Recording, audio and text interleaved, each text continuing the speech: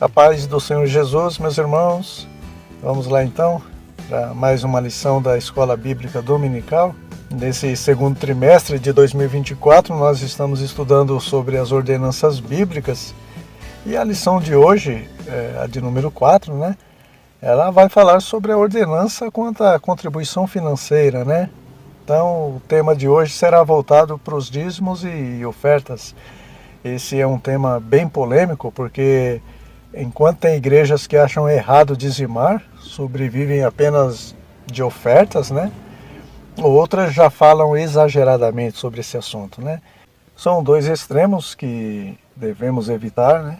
Falar demais ou deixar de falar, deve haver um equilíbrio, mas sem deixar de dizimar e ofertar, né? Porque contribuir com a obra de Deus faz parte, né, da adoração, da gratidão, da fidelidade ao Senhor, conforme diz aí na verdade aplicada.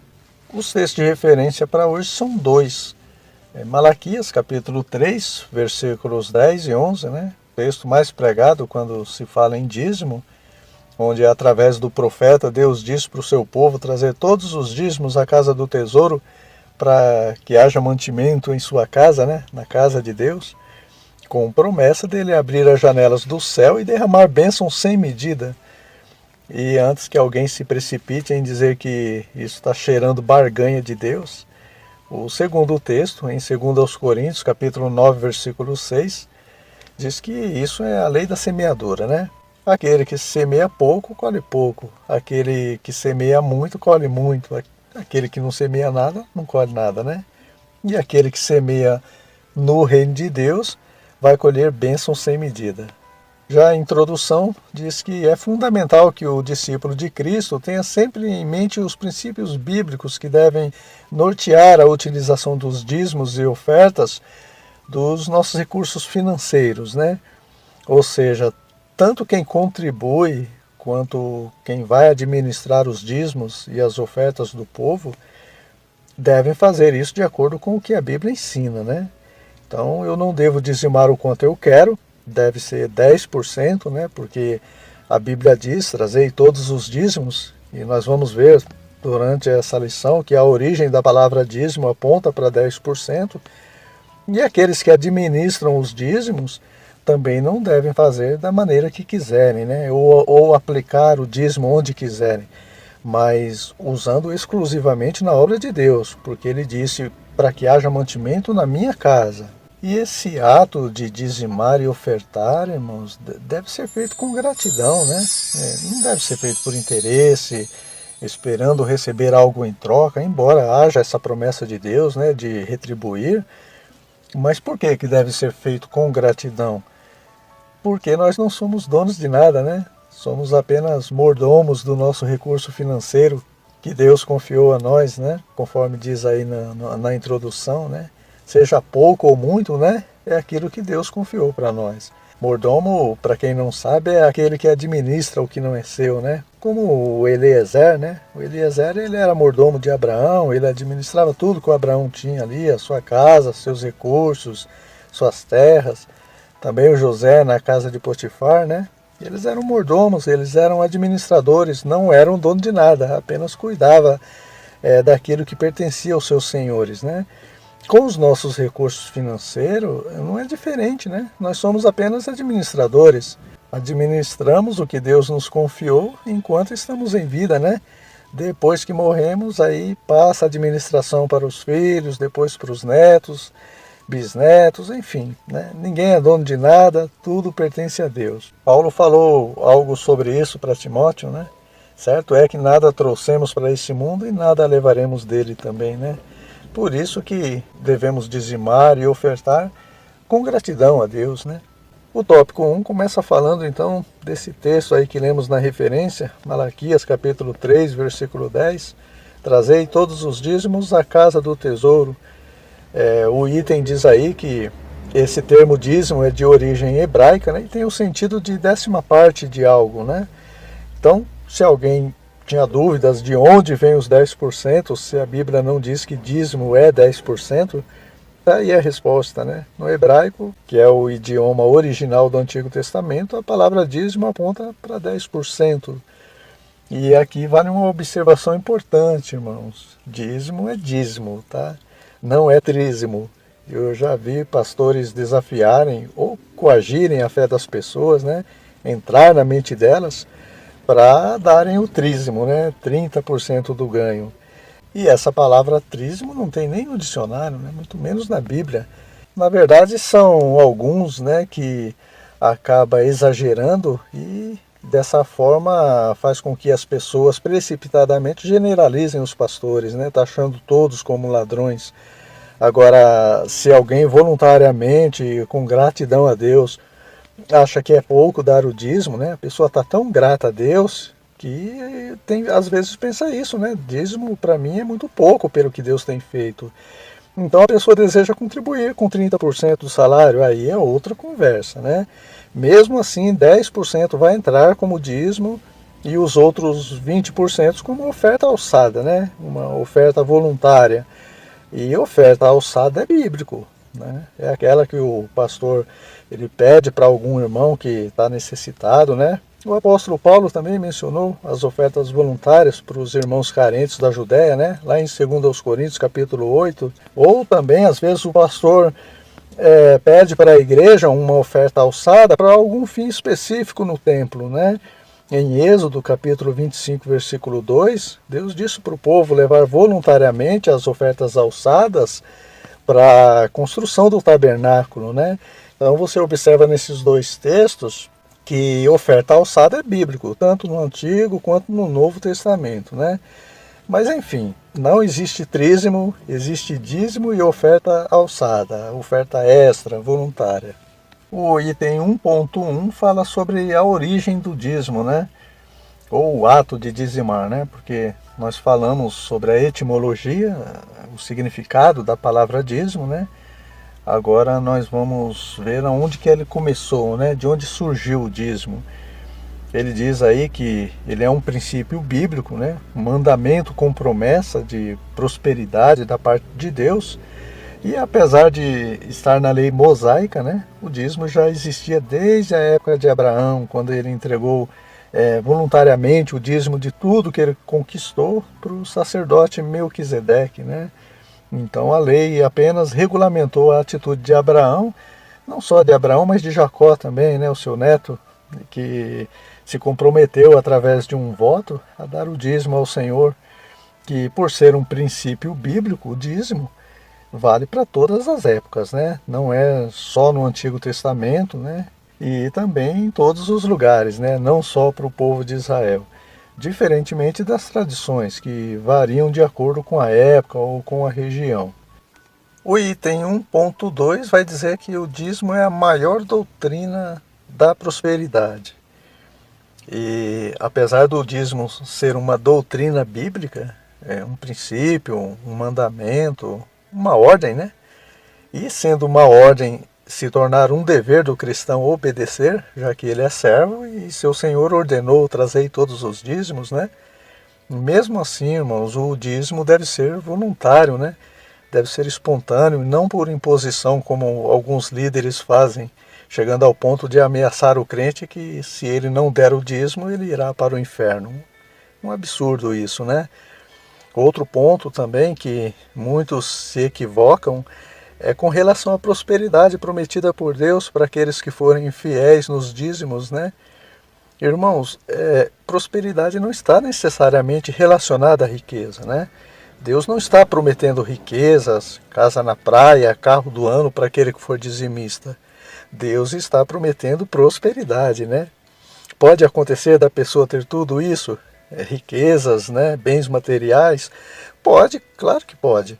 Abraão deu o dízimo para o sacerdote Melquisedeque e Abraão era o homem mais rico daquela região, né? Mas poder é uma coisa, dever é outra, né? A prosperidade, segundo a Bíblia, não significa você ter tudo o que quer, mas tudo que você precisa, né? E mesmo assim, mesmo às vezes não te sobrando, mesmo assim você tem paz de espírito e continua glorificando, adorando a Deus, não te falta nada. Em 1 Timóteo capítulo 6, versículo 8 e 9, Paulo diz, né?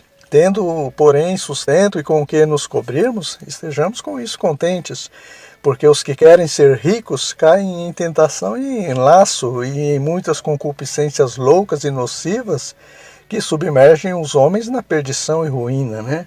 Paulo não está dizendo aqui que é errado desejar conquistar uma casa ou um carro, não é isso. Ele está dizendo para a gente não ambicionar, não desejar além do que está ao nosso alcance. É diferente, né? A pessoa ambiciosa está disposta a usar até mesmo meios ilícitos para alcançar algo, né? Então é esse o perigo. Mas enfim, Deus disse para o seu povo, através do profeta Ageu, né?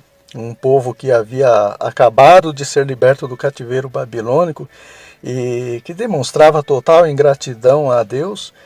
Eles não estavam nem aí com a casa do Senhor, né? Só com as suas próprias casas. Deus disse para eles, né? Por isso que vocês semeiam muito e recolhem pouco. Comem, mas não se fartam. Bebem, mas não saciam a sede. Se vestem, mas ninguém se aquece, né? E o que recebe salário ainda recebe num saco furado, né? Tipo, pegar o pagamento com a mão e pagar as dívidas com a outra. Não vê nem a cor do dinheiro, né? Mas para aquele que prioriza a obra de Deus, Deus garante, né, que não vai faltar a farinha na panela e nem o azeite na botija, como não faltou para uma viúva que abençoou Elias, dando prioridade ao homem de Deus, né? Parece até que Elias ali foi deselegante, né? Porque uma pobre viúva com seu filho ali sem ter o que comer e ainda ter que preparar um bolo para ele, primeiro para o Elias, né? Mas isso era Deus provando a fé daquela mulher, irmãos. Assim como Ele nos prova também, né? Se realmente nós vamos permanecer fiel a Ele, contribuindo com a sua obra em meio às dificuldades, né? E as bênçãos sem medida serão derramadas sobre aquele que permanecer fiel, né? Independente se ele ganha pouco ou muito, ele será próspero na família, no ministério, na saúde, no trabalho, não vai faltar nada. Deus garante, né? Deus garante suprir com todas as suas necessidades.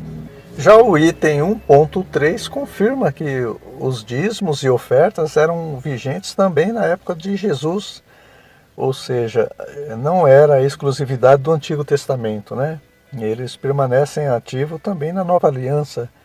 O texto para essa afirmação está em Mateus capítulo 23, versículo 23 também.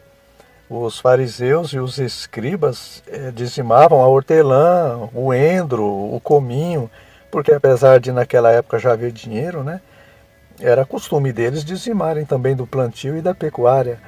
Mas eles achavam que estariam salvos só pelo fato de dizimarem. E Jesus foi enfático com eles, né? Ai de vós, escribas e fariseus hipócritas, que dizimais a hortelã, o endro, o cominho, mas desprezais o mais importante da lei, que é o juízo, a misericórdia e a fé. Mas olha o que Jesus diz em seguida, irmãos. Vocês devem fazer essas coisas sem omitir aquelas.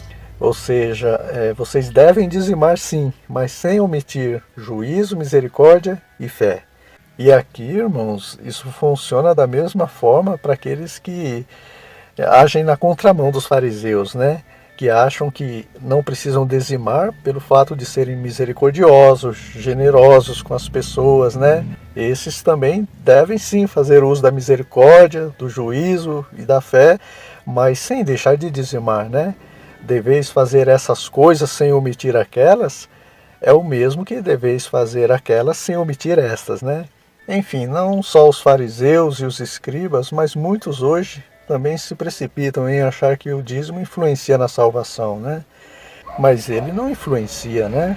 O dizimista não está mais salvo do que o não dizimista, a menos que o não dizimista deixe de dizimar por apego ao dinheiro, né? Aí é diferente, porque aquele que se apega ao dinheiro, ele é amante, né? Ele é escravo, servo do dinheiro, né? E isso é avareza. E em 1 Coríntios, capítulo 6, versículo 10, diz que os avarentos não herdarão o reino de Deus. O problema é que ninguém assume, ninguém reconhece que é avarento, né? Você já ouviu alguém pedir oração para o pastor porque é avarento e quer ser liberto? Não tem, né? Ninguém reconhece que é avarento, irmãos. Por isso que a gente precisa abrir o coração para o Espírito Santo, porque é Ele quem nos convence do pecado, da justiça e do juízo, né? Por que essa questão do dízimo dá o que falar, né? Por que há tanta polêmica sobre esse assunto, se não for o fato de mexer no bolso do sujeito, né? E a briga é dura, né? Quando tem avarento dos dois lados, né? Um que exige o dízimo sob ameaça de ir para o inferno se não der, e o outro que não dá o dízimo nem que a vaca tussa, né? Fecha a mão mesmo. Mas enfim, o dízimo sendo um princípio bíblico e ele é válido, tanto para o Antigo Testamento quanto para o Novo também. E às vezes o crente nem é avarento mesmo, só que o fato dele não ver onde o seu dízimo está sendo aplicado, então ele se acha no direito, né? Ele acha correto distribuir o valor do dízimo em alguma instituição de caridade ou para alguma família necessitada, né? Aquele outro lado da moeda, aqueles misericordiosos, generosos que acabamos de falar.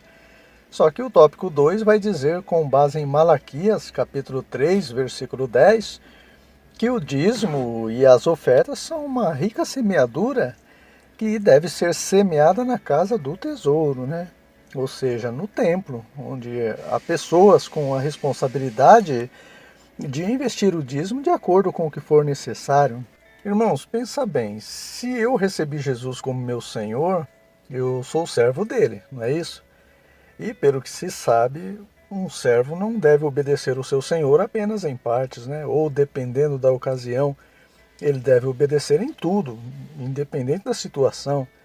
E embora o dízimo não influencie diretamente na salvação, a obediência de uma forma geral, sim. O que salva é a fé em Jesus, ponto e vírgula. Mas a fé sem as obras é morta. Crer e não obedecer, até os demônios fazem isso. E trazer o dízimo à casa do tesouro faz parte da obediência à palavra de Deus, assim como o dever de cear, de se batizar, de congregar, que vimos nas lições anteriores, né?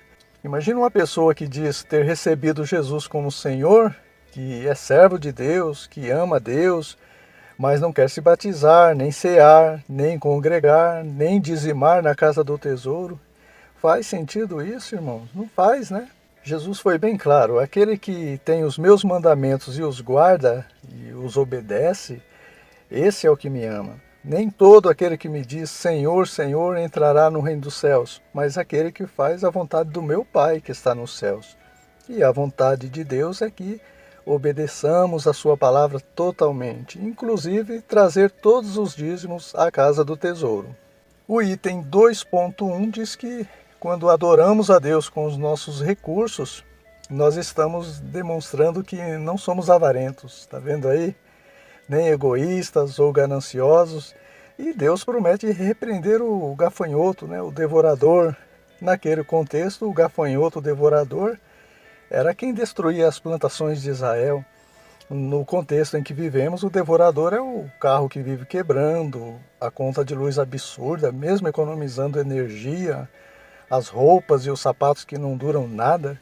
Tudo isso são os devoradores de salário, devoradores da renda, mas tem a promessa que haverá abastança, fartura e prosperidade para aqueles que entregam o dízimo na casa do tesouro, conhecida também como casa de Deus, casa de oração, casa de meu Pai. Irmãos, o mesmo Deus que não deixou a roupa do povo envelhecer durante 40 anos no deserto, que fez com que os calçados deles crescessem simultaneamente, de acordo com o crescimento dos pés, é o mesmo que prometeu repreender o devorador das finanças. E o escritor aos Hebreus vai dizer que fiel é o que prometeu. Já com relação às ofertas, o que chama atenção nesse item é o fato de Paulo escrever em 2 Coríntios, capítulo 9, versículo 14, que os irmãos que eram beneficiados pelas ofertas ali naquela igreja intercederiam em oração pelos ofertantes. Percebem como é bíblico que a igreja ore pelos dizimistas e ofertantes? Mas por que isso chama atenção, irmãos? Porque, pela lógica, quem precisava de oração eram aqueles que estavam necessitando de ajuda financeira. Mas você vê acontecer o contrário, né? Os necessitados orando pelos ofertantes, por aqueles que tinham para ofertar. Isso também aconteceu com Jó. Pela lógica, quem precisava de oração era o Jó, por estar com o seu corpo apodrecendo e haver perdido todos os filhos, suas riquezas, E ainda de quebra, a esposa e os amigos dele enchendo os seus miolos, né? Mas você observa o contrário. Você vê o Jó orando em favor dos seus amigos, que, pelo que tudo indica, estavam perfeitamente bem. Mas o que eu aprendo com tudo isso, irmãos? Que as dificuldades da vida não representam a ausência de Deus. Você pode não ter nada, nem saúde, nem dinheiro, nem bens materiais ou amigos, mas você tem Deus no coração. O salmista disse, né? Ainda que meu pai e minha mãe me abandonem, o Senhor me acolherá. E se você tem Deus, você tem muito a oferecer. Quando Eliseu estava à beira da morte, o rei de Israel menosprezou uma profecia dele por ele se encontrar nessa situação.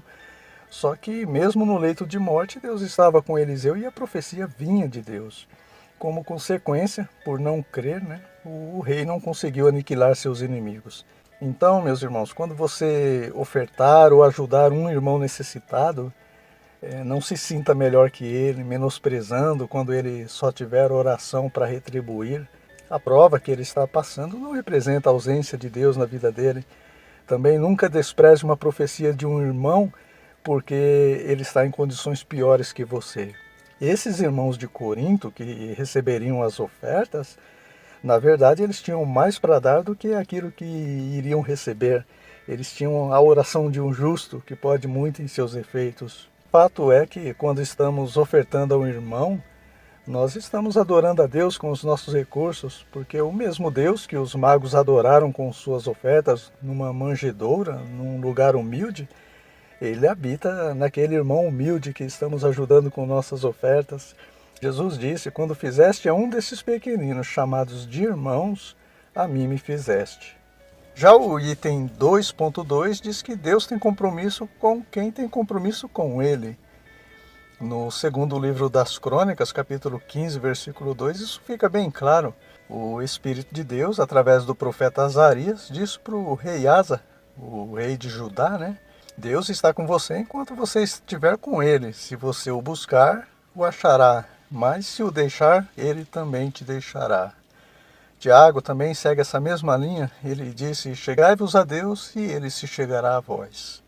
Mas, irmãos, a gente só precisa tomar cuidado para não achar que estar compromissado com Deus significa ausência de sequidão ou dificuldades, como você vê por aí nas fachadas de algumas igrejas, né? Entre e pare de sofrer. E isso não é verdade. Mesmo você estando descompromissado com o mundo e compromissado com Deus, haverá momentos de sequidão, sim. Só que Deus não nos desampara nem nesse momento e nem em momento algum. Como aconteceu com o povo de Israel, o povo havia se desvencilhado do Egito e assumido um compromisso com Deus rumo a Canaã, mas tiveram que enfrentar um deserto árido por 40 anos. Só que Deus não desamparou o povo em nenhum momento, né? Nem de dia, nem de noite, suprindo todas as suas necessidades durante todo esse tempo. Deus disse através do profeta Isaías, haverá momentos em que vocês vão passar pelo fogo ou pelas provas de fogo, né? Mas ele não te queimará e nem a chama arderá em ti, porque eu estarei contigo. E você vê isso acontecendo literalmente com Sadraque, Mesaque e Abednego, os amigos de Daniel.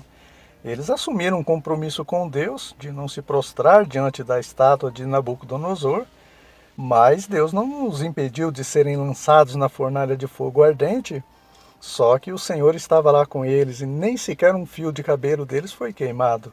Mas para isso, irmãos, é necessário não se dobrar diante das ofertas sedutoras do mundo, né? É necessário romper os laços com o mundanismo, né?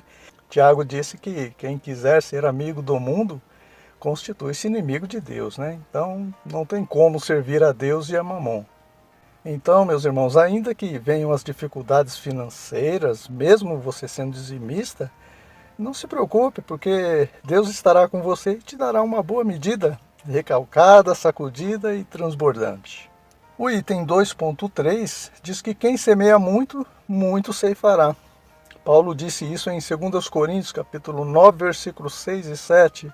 Cada um contribua segundo propôs no seu coração, não por tristeza ou necessidade, porque Deus ama ao que dá com alegria, porque Deus não trabalha sob pressão.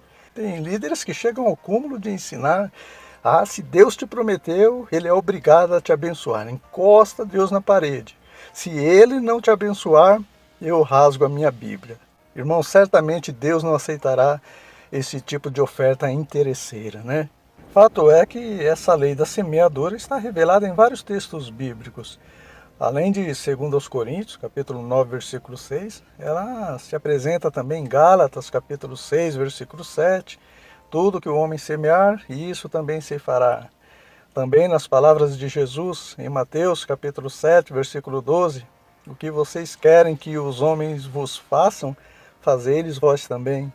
Salomão também deixou seu registro em Eclesiastes, capítulo 11, versículo 1. Lança o teu pão sobre as águas, e depois de muitos dias o acharás. Além de 2 Tessalonicenses, capítulo 3, versículo 10, quando o apóstolo Paulo disse, aquele que não quiser trabalhar, não coma também.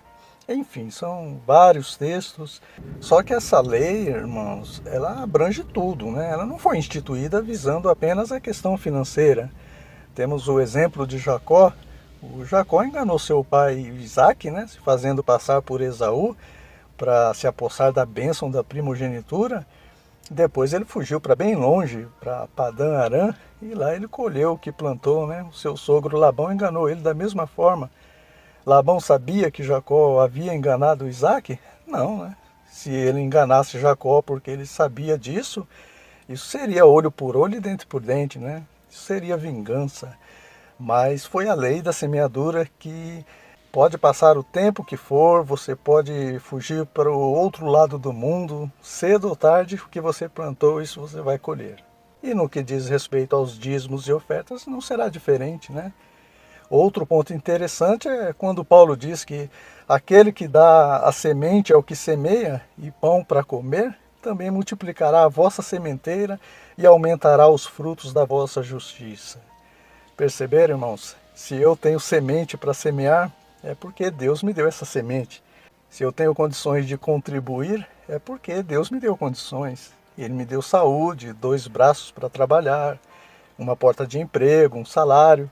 Por isso, irmãos, semeie não com tristeza, né? Murmurando, esperando receber de Deus algo em troca, mas com alegria, com amor, com gratidão pelo que Ele te tem dado, né? Deus ama o que dá com alegria, independente da quantidade. Ele não atenta para isso, né? Nem para o gênero da oferta, mas a forma como está o coração daquele que está ofertando. Jesus atentou para uma única moeda ofertada por uma viúva, porque era o melhor que ela tinha. Mas não se impressionou com o montante que os ricos ofertavam, porque apesar de ser um valor alto, eles ofertavam do que sobrava. Outro requisito para Deus receber uma oferta é não ter mágoas no coração, né? Deus não atentou para a oferta de Caim por isso, né? Em sua onisciência, Deus já conhecia o coração dele, que era invejoso, egoísta, cheio de mágoas, né? A ponto de matar o próprio irmão. E Deus, em sua imensa misericórdia, permitiu toda aquela situação para que fosse manifesto o que estava no coração de Caim, a fim de que ele fosse tratado, né? Só que ele resistiu à voz de Deus e não quis ser tratado. E da mesma forma, irmão, Jesus conhece o coração de cada um que está ofertando, né? Ele está vendo muitas mágoas, ressentimentos, tanto que deixou registrado: quando trouxeres a tua oferta ao altar e te lembrar que teu irmão tem algo contra ti, vai e reconcilia-te primeiro com teu irmão, então vem e apresenta a tua oferta, né? Então, notem que Jesus não disse se você tiver algo contra teu irmão, mas se teu irmão tiver algo contra ti. Por quê, irmãos? Porque normalmente eu nunca assumo que não gosto de um irmão, né? A minha justificativa é que é ele que não gosta de mim. Ah, é? Então, se teu irmão não gosta de você, vai e reconcilia-te com ele, porque alguma coisa você fez para ele estar assim, né? É como se Deus estivesse dizendo isso, né? Interessante, irmãos, interessante, né? Enquanto a gente vai com o milho, Deus já vem com o cuscuz pronto. Chegamos no tópico 3, que vai falar sobre os cuidados necessários com o orçamento. Irmãos, todos nós temos um orçamento, né? Uma porção, fruto do nosso trabalho. Conforme disse Salomão, Deus deu uma porção para cada ser humano, né, desfrutar nessa terra. A uns Deus deu mais, a outros menos. E cada um deve saber controlar o que sai de acordo com o que entra, né? Por que que tem pessoas que ganham pouco e mesmo assim conseguem fazer umas economias, enquanto muitos ganham bem e vivem endividados, né? Porque o que ganha pouco gasta só o necessário, né? Enquanto que o que ganha muito, apesar disso, né? Apesar de ter as pernas longas, ele quer dar o passo maior que a perna, gastar mais do que ganha, vive ostentando. E às vezes o sujeito é até dizimista, né? Mas embora o dizimista também esteja sujeito realmente à sequidão ou à prova de fogo, uma coisa é Deus te levar para o deserto, outra coisa é você ir com as próprias pernas, né? Uma coisa é você ser jogado na fornalha, outra coisa é você pular nela. Entrar em apuros porque não foi prudente no controle do que sai de acordo com o que entra, né? Irmãos, aquela parábola dos talentos, lá em Mateus 25, ela se encaixa na área financeira também. Normalmente nós usamos ela para falar sobre os dons, mas talento não está relacionado apenas aos dons, né? Talento também era uma moeda corrente daquela época, nas regiões da Mesopotâmia, da Grécia, da Babilônia, né? E em Israel também. E aplicando a parábola dos talentos no orçamento, se você gastar seu dinheiro com coisas desnecessárias, não investir somente no que vale a pena, ou enterrar o talento, né? Ao invés de aplicar no banco, você vai acabar perdendo tudo para a inflação ou para o cartão de crédito, né? E depois vai choramingar, tô sendo provado, né? Tá nada, né? Tá nada, foi negligência mesmo, mal e negligente servo. Então, conforme diz o item 3.1, a administração do nosso orçamento é de responsabilidade nossa, né? Tem pessoas que não sabem controlar os gastos e joga a culpa no dízimo, né? E muitas vezes o primeiro da lista a ser cortado do orçamento, quem é? É o dízimo, né? Não seria mais fácil pedir sabedoria a Deus para poder controlar o orçamento do mês, né? Tiago disse, se alguém tem falta de sabedoria, peça a Deus, que a todos dá liberalmente, né? Ele está disposto a abençoar qualquer que lhe pedir, né? Não só com sabedoria, dando estratégia, mas com prosperidade também, como fez com Salomão. Então é necessário vigiar e orar, né? Que por sinal será o tema da próxima lição, de número 5. Orar para Deus dar sabedoria e vigiar, sentando para fazer as contas dos gastos, né? Para saber se teremos como terminar o que planejamos para o fim do mês, conforme Jesus nos ensinou, né? Isso fala de gestão financeira, né? Antes de adquirir algo é necessário fazer as contas, se não vai estourar o limite do cartão de crédito, que por sinal tem sido o maior vilão da economia no lar. Cartão de crédito é muito bom para quem sabe usar, né? Mas para quem não sabe é um agiota virtual, né? E o sábio Salomão, ele vai dizer em Provérbios, capítulo 22, versículos 26 e 27, não faça acordo sendo fiadores de dívidas se você não tem como pagá-las, porque vão tirar até a cama que você dorme.